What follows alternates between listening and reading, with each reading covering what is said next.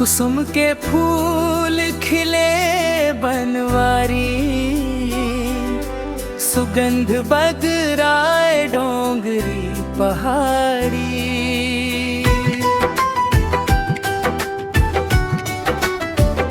मोर मन डोले तोर संग गवारी, आजा बन जा मोर हम सफर प्यारी।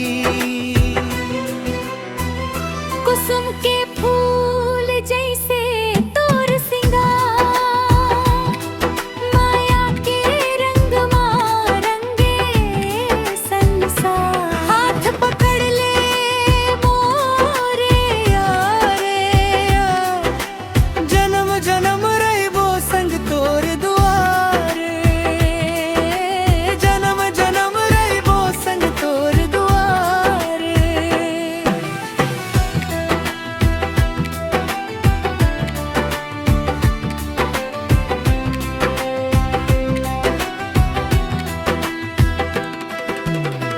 बस्तर के जंगल गावे गाना, नदिया बोले मीठा तराना।